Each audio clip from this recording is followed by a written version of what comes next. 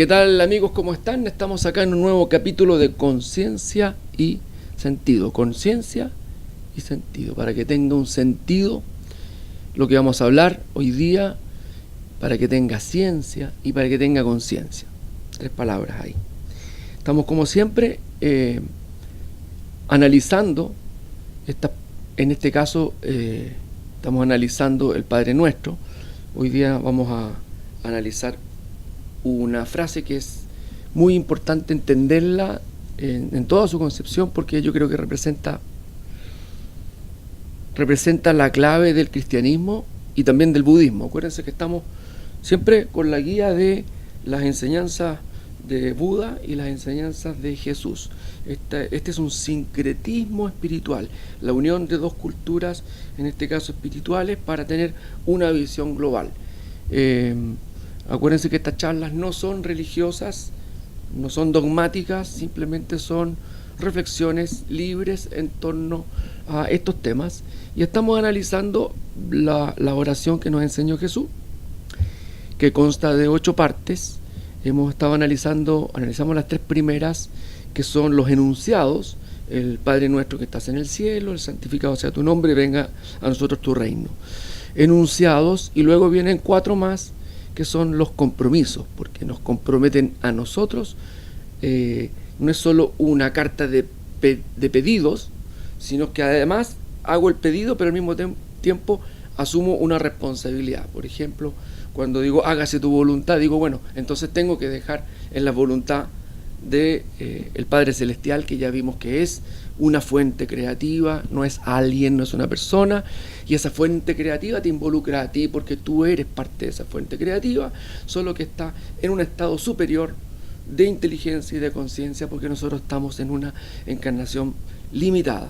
Entonces, en estas secuencias de 4 frases siguientes a los 3 enunciados, nos responsabilizamos o tenemos que poner de nuestra parte para que la oración tenga un sentido. Hágase tu voluntad, tengo que entregarme y no seguir intentando hacer mi voluntad, sino que tratar de escuchar lo que la vida me quiere o me está diciendo, para yo saber cómo actuar dentro del orden. Danos hoy nuestro pan también nos obliga a esperar el pan de cada día y no estar trabajando por el pan del mes, ni el pan del año, ni tener esas riquezas y esos bancos con cuentas y esos seguros de médicos para la vejez, porque creemos que si no tenemos eso se nos va a destruir la vida. Sin embargo, la prueba está en que muchas personas tienen todo eso guardado en las despensas y no tienen la felicidad cada día, porque, bueno, ya lo vimos en el capítulo pasado, no lo vamos a reiterar ahora. Entonces, ¿qué es lo que te obliga esa frase? A tener una actitud de recibir y de estar tranquilo con el pan de cada día, no estar ansioso por si voy a tener o no voy a tener el pan mañana. Luego viene el tercer compromiso, y próxima semana vamos a analizar los últimos 2 frases, así que ya estamos en la recta final. Bien, vamos a entrar en materia.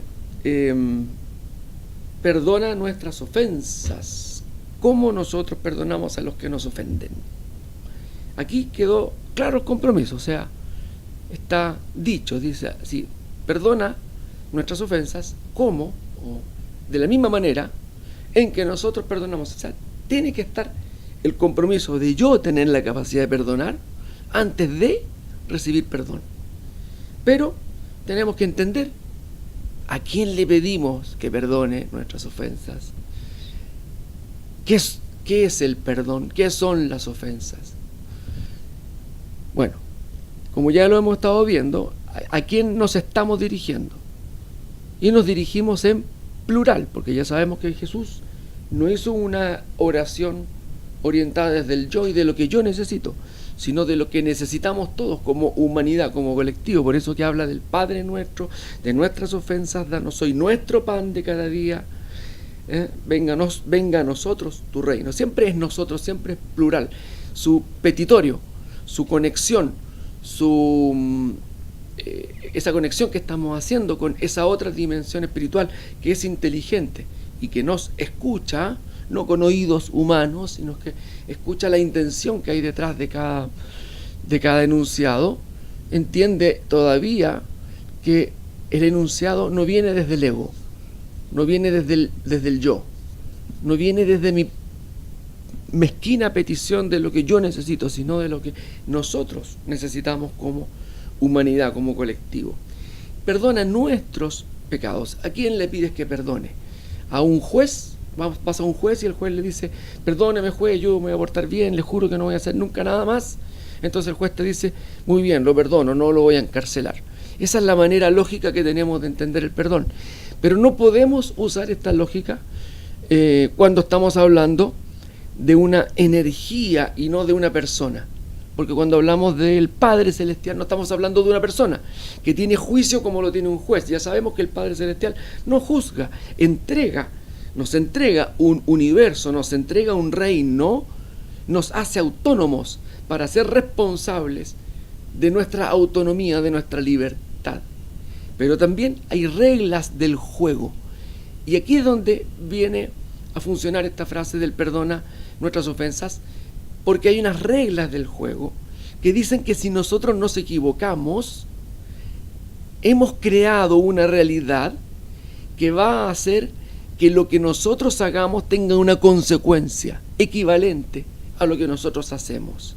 Por lo tanto, cuando entramos en este mundo de causalidad, estamos en un mundo que tiene leyes espirituales, así como hay leyes físicas, como la ley de la gravedad, hay leyes espirituales, y una de ellas, muy importante, es la ley de causa y efecto, también llamada ley de la siembra y la cosecha.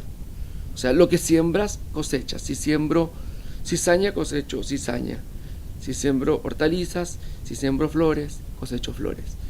Entonces, esa ley hace que si yo me equivoco por causa de mi ignorancia, voy a cosechar algo semejante a lo que he sembrado.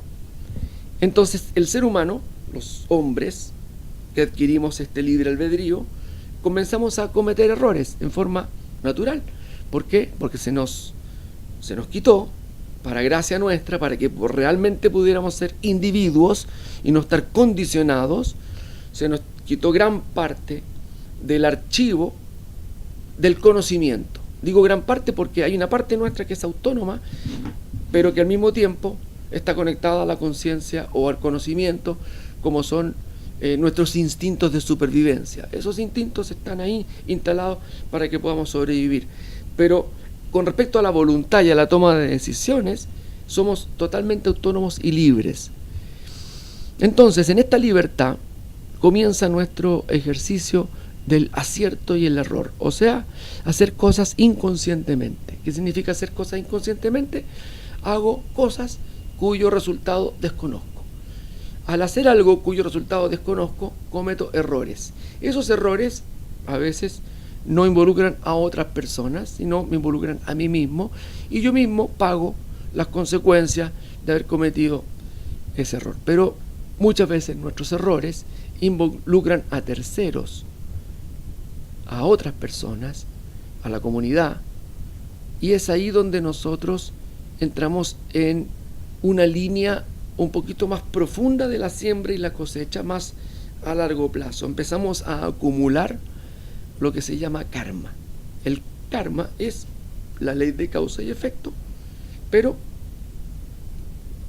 asociada a una gran aventura, que es la aventura de la vida, o sea, asociada a todo el proceso que estás viviendo en este planeta, con todo aquello que debes aprender de acuerdo a aquello que no aprendiste en una vida anterior. Eso es budismo, claro. Así lo enseña también Buda con respecto a todo lo que es la causa y efecto, a ser responsables de nuestros actos, puesto que cada acto que hacemos tiene una consecuencia. Y lo que nosotros hacemos al pedir perdón es: chuta, ¿qué hago con todo lo que hice malo? Y ahora voy a tener que cosechar todo esto malo. Entonces surge la necesidad de decir: perdóname, libérame de la consecuencia, libérame del efecto, libérame de la siembra, libérame de la cizaña que he sembrado porque me he dado cuenta de que hice algo malo. Entonces, el petitorio de perdón tiene que ver con el darse cuenta. Si no existe el darse cuenta, difícilmente estaría pidiendo perdón. O sea, la mayoría de las personas que hacen cosas malas, que ¿cómo se llama?, se violentan con personas, que son déspotas, que hieren, que dañan, y que creen que lo hacen bien, o creen que lo hacen porque es el rol que les correspondía, porque la otra persona tiene que aprender, no sé, se justifican. En ese momento ellos no tienen la capacidad de ver como para decir, perdóname, que creen que están haciendo lo correcto. Por lo tanto, ¿quién pide perdón?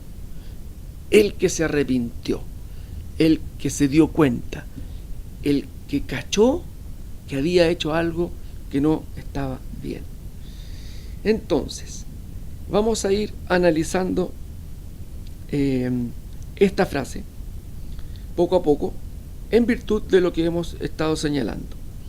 Primero hay que tratar de entender por qué dice ofensas cuando en realidad sabemos que es una adaptación del rezo original, porque el rezo original decía perdona nuestras deudas, y claro, llegado el momento, para el orden del mundo, alguien tiene que haber dicho, oye, no podemos decir que perdone nuestras deudas porque se acaba el sistema, no existirían los bancos, no existirían los prestamistas, no existiría nada, todo el mundo pediría prestado algo y no lo devuelvo, me lo llevo. Y entonces, ¿por qué? Porque estoy perdonado, perdona, si yo perdono al que me debe algo, Dios me va a perdonar, y así me transformo en un deudor. Pero la interpretación de la palabra deuda no tiene que ver necesariamente con las deudas monetarias, pero sí se presta para entenderlo de esa manera, que también podría ser, sino que tenía que ver con asuntos pendientes. O sea, perdona mis asuntos pendientes. ¿Qué son los asuntos pendientes? Los errores. ¿Qué son los errores? Son equivocaciones. En el cristianismo, ¿cómo se llaman los errores o las equivocaciones? Se llaman pecados. ¿Qué es lo que es el pecado?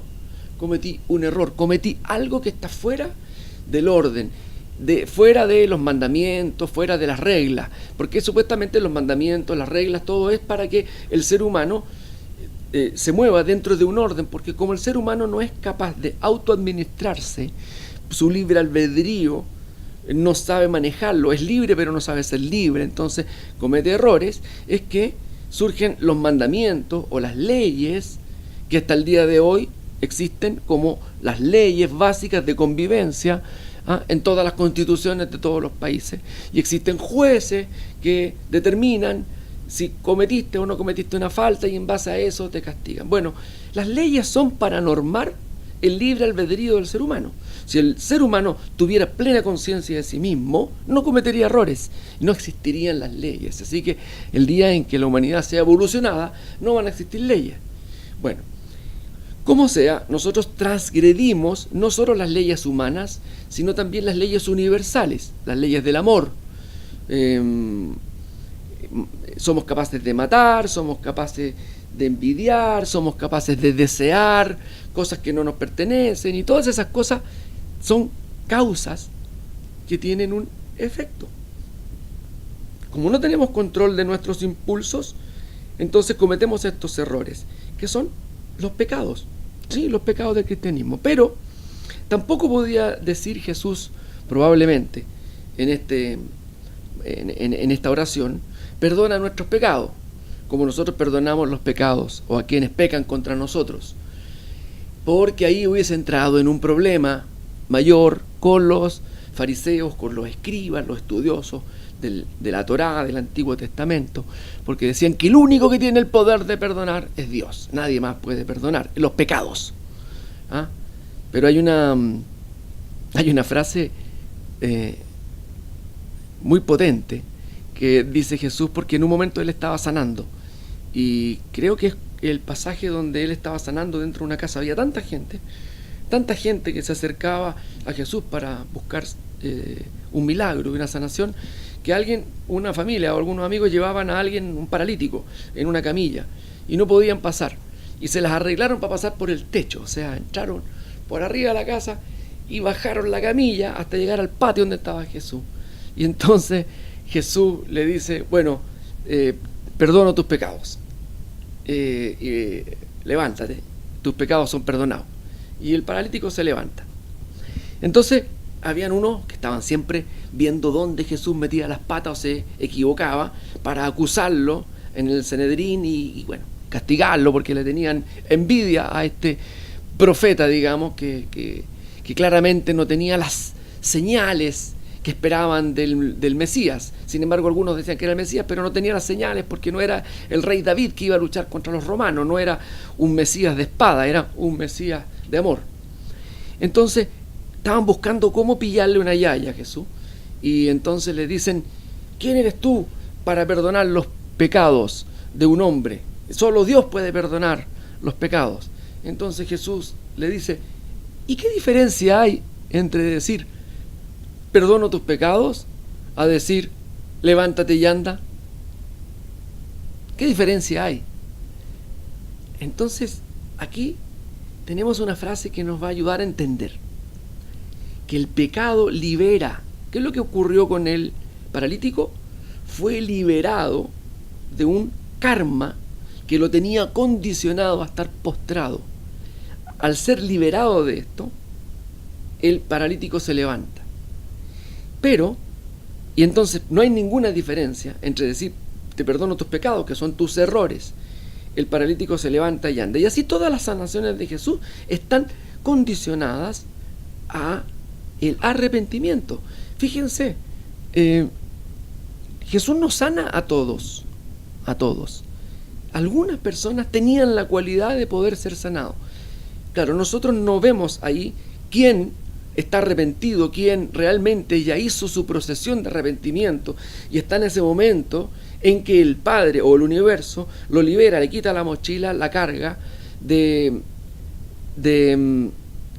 karma, digamos, que arrastraba, y en ese momento se libera y el ciego puede ver, el sordo puede escuchar, el paralítico puede caminar. Pero hay otro pasaje donde hay una multitud de personas que siguen a Jesús esperando ser sanados, una multitud de personas, y de repente Jesús dice, alguien me tocó, y dicen, ¿quién me tocó? Porque sentí que se liberó poder de mí. Y ahí estaba esa mujer que tenía una enfermedad de sangramiento y que en ese momento al tocar a Jesús fue sanada. Y entonces Jesús le dice, porque tú te has arrepentido, el poder del Padre Celestial, el poder del universo, te ha sanado. Lo que está queriendo decir todo esto es que habían miles de personas tocándolo, pero no todos podían sanarse, porque no todos estaban arrepentidos, no todos habían hecho ese nivel de conciencia, de arrepentimiento que les permitía decir, les permitía poder ser liberados. Ya. Vamos a ver entonces, ¿en qué consiste el perdón? Bien, vamos a analizar qué es lo que es el perdón y vamos a continuar entonces desglosando esto. Perdonar significa permitir. Perdón es permitir. Perdón es dar permiso. Si yo te perdono, es porque te doy permiso. Si yo no te perdono, porque no te doy permiso. Por ejemplo, si tú me hiciste algo, me ofendiste, tú me robaste algo, me quitaste, yo no te doy permiso de haberme hecho. Tú eres culpable, tú me quitaste mi felicidad, tú mataste a mi familia, tú nos estafaste, tú dejaste a mi familia en la ruina. Entonces yo estoy condenando a esa persona, no le doy permiso, no le doy la posibilidad de que se haya equivocado, o sea, no le doy permiso de equivocarse, porque cuando alguien hace algo negativo o algo malo contra mí es porque está cometiendo un error, probablemente está cometiendo un error, como tú también los cometes todo el tiempo. Pero al tú no darle el permiso, le niegas entonces el perdón. Cuando tú le dices te perdono, en el fondo lo que estás diciendo es, ¿sabes qué más? Te doy permiso, te libero de mi juicio, ya no voy a seguir juzgándote. ¿Cuál es el principal obstáculo que tienen las personas para perdonar? Que creen que cuando uno perdona libera a la persona de aquello que tiene que vivir para aprender de lo que hizo. O sea, es como si yo perdonara a una persona, la libero de su karma. Y no es así. Cuando tú perdonas a alguien, tú te liberas del juicio. Y ahí es donde viene la magia que trae esta frase del Padre Nuestro. Perdona nuestras ofensas como nosotros perdonamos. En ese momento en que tú perdonas, creas una nueva realidad para tu vida. Tu presente cambia, porque ya no estás sujetando, juzgando, culpando, victimizándote.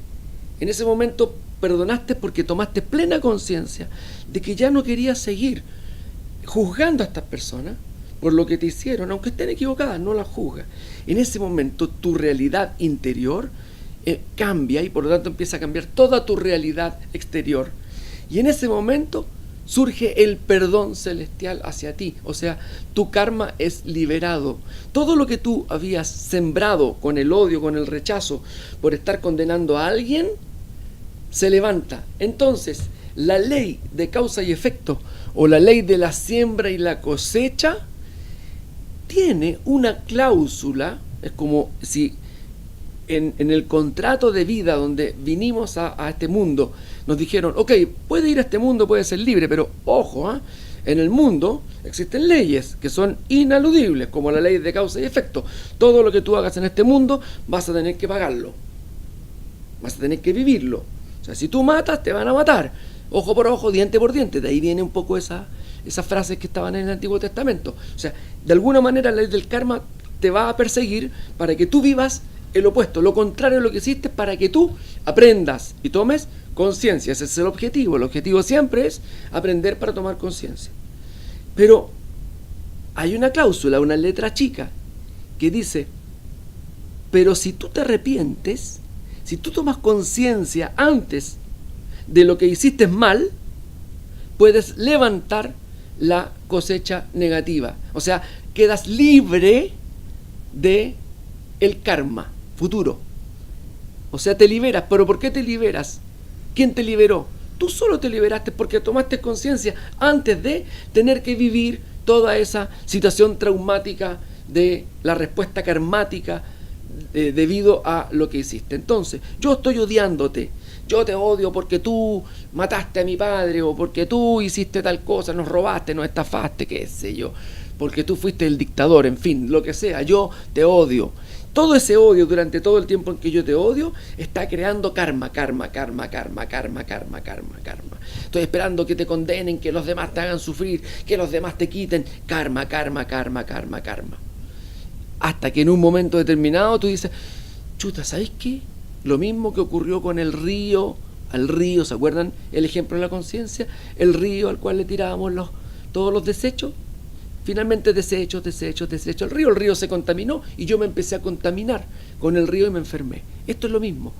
Todo ese odio se vuelca dentro de mí y yo soy el que empiezo a enfermarme. Yo soy el que empiezo a vivir en una vida de condicionamiento entre lo que siembro, que es cizaña, es odio, es amargura, es, todas estas cosas negativas que tienen cuando uno odia a alguien. Y todo eso me está envenenando, hasta que de repente digo, ¿hasta cuándo? Voy a dejar de envenenarme. Entonces tomo conciencia, me arrepiento de tener tanto odio y aplico con majestuosidad, con grandeza, el poder del perdón. Lo que hizo Nelson Mandela estando dentro de la cárcel, 26 años. Pero dentro de esa etapa, él perdona a los que lo tienen encarcelado y eso lo libera. Y él manifiesta, nunca fui más libre en mi vida que dentro de esta cárcel. ¿Por qué? Porque él se liberó del odio, del rechazo que tenía por sus contrarios, por sus contrapartes. Entonces lo mismo hace. Hablamos hace unas par de semanas atrás, cuando hablé en Semana Santa acerca de la crucifixión. Todo el proceso de Jesucristo hasta llegar a la crucifixión es perdón. O sea, él no acumula en ningún momento nada de karma. no se defiende ante Pilato, no se defiende contra los que lo están crucificando, no insulta o se defiende contra Pedro que sabe que lo va a negar, o contra Judas que lo está, ¿cómo se llama?, traicionando. Todo es perdón. ¿Por qué? Acuérdense que Él vence al mundo, vence esta necesidad de juicio. Él se transforma en un budista, porque Buda hace exactamente lo mismo. No juzga, el Dalai Lama no juzga a los chinos porque le hayan quitado sus tierras. No entra en el terreno del apego a nada, ni siquiera a su carne ni a su vida. Entonces, el perdón, en ese momento cuando tú dejas de odiar y entregas el perdón, le das permiso al que está equivocado de estar equivocado. Todo esto que estoy conversando lo voy a analizar con mucha calma y con gráficos y todo cuando hagamos el curso de la conciencia. Hay capítulos especiales dedicados al perdón, pero ahora lo estamos viendo dentro de esta frase que dice: perdona nuestras ofensas. ¿Cómo nosotros perdonamos? Lo que está diciendo es: la única manera en que el universo retire el karma de tu vida, o sea, te perdone, es que tú hagas lo mismo, te arrepientas y perdones, actúes en consecuencia. Si no, mientras estés en juicio, vas a estar, como dice Jesús, reo de juicio, encarcelado por el juicio eternamente, hasta que salgas de ahí. Otro dato interesante es que el Evangelio de Jesús, de acuerdo a palabras de Jesús, debió llamarse el Evangelio del perdón y el arrepentimiento, porque ese es el gran mensaje que vino a dar Jesús a la humanidad. Él, como un avatar, porque eso es lo que es Jesús, un avatar, es un alma evolucionada que ya salió de todas estas ruedas de encarnaciones, está en un plano distinto, encarna en una época, en un momento determinado en la humanidad para entregar un mensaje. ¿Cuál fue el mensaje de Jesús? Tenía que ver todo con el área del corazón, con el chakra cardíaco. Por eso que a Jesús se le representa con este corazón aquí en el pecho, porque es del chakra cardíaco donde surge el perdón. No es mental, es el perdón. El avatar del corazón es Jesucristo. El avatar de la mente, de Mara, es Buda. Buda viene a generar una serie de enseñanzas que las vamos a compartir en el curso de la conciencia, que tienen que ver mucho con el control de qué es lo que estás pensando, qué es lo que piensas, qué es lo que hace tu mente, parar tu mente loca que está llena de ideas y de cosas que hacen daño.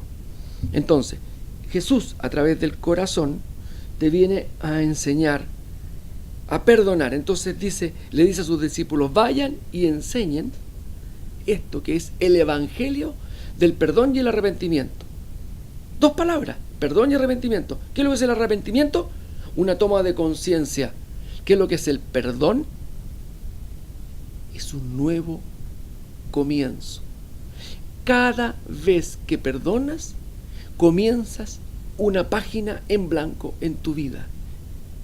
El perdón es la palabra mágica, es el sentimiento mágico que crea una nueva realidad en tu vida.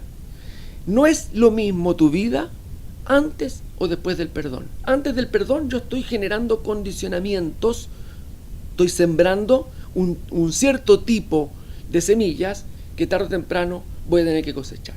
Cuando perdono, libero a las personas que estoy juzgando y digo: bueno, ellos que se las arreglen, ellos tienen que responderle al universo con su propio karma. Por lo tanto, yo te suelto, te libero, no te voy a seguir juzgando, te permito. Por eso que el perdón es dar permiso. Te doy permiso para ser un idiota, para ser abusivo, para haberme estafado, te doy permiso. Nelson Mandela: te doy permiso para tenerme encarcelado. Te doy permiso. En ese momento el poder vuelve a ti. Antes el poder lo tenían los otros. Cuando yo no te doy permiso, tú tienes el poder sobre mí. Y tú me tienes a mí enclaustrado, me tienes a mí envenenado. Pero cuando yo tomo el poder, y digo, yo te doy permiso de que me estés clavando en la cruz, yo te doy permiso de que me quites la vida, en ese momento el poder espiritual completo se viene hacia ti, espiritual completo, porque nosotros defendemos hasta el cuerpo, ¿cierto? Defendemos la vida, pero Jesús dice, no defiendas tu vida, el que intente salvar su vida la está perdiendo. El que esté dispuesto a dar su vida, ese la gana. Es el que vence todos los miedos. Hay otra frase de Jesús que revela exactamente lo mismo, que Él perdona nuestras ofensas como nosotros perdonamos a los que nos ofenden.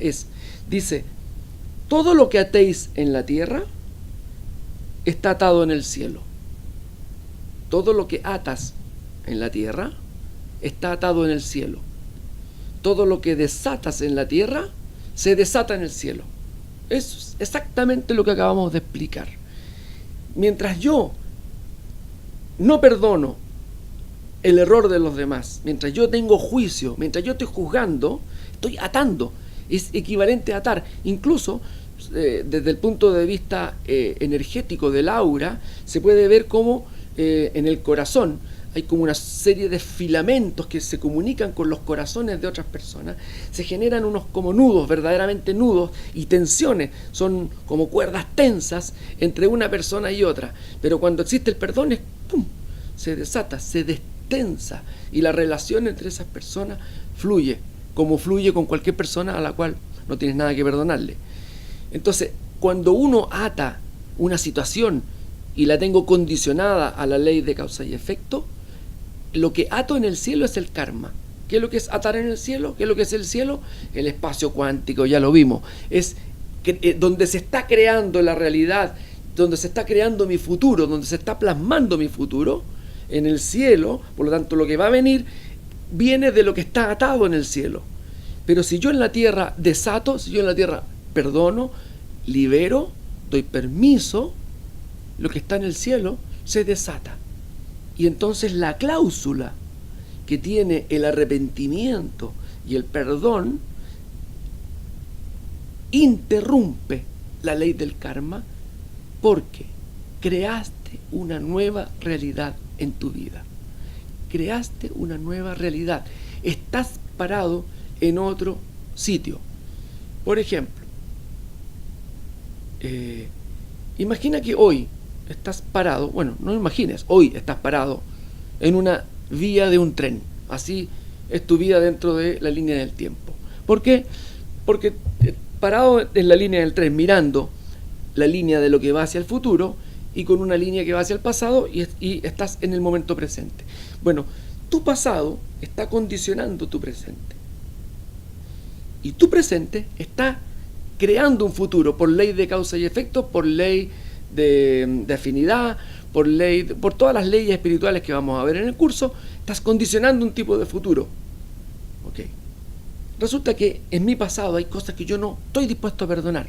Bueno, entonces mi presente me hace tener un juicio respecto a la vida, respecto al mundo, por lo tanto tengo una suerte de futuro. Ahí es donde los adivinos del futuro se meten y leen esas posibilidades de que tu futuro va a suceder una serie de cosas, porque él ve dentro de las posibilidades lo que puede suceder.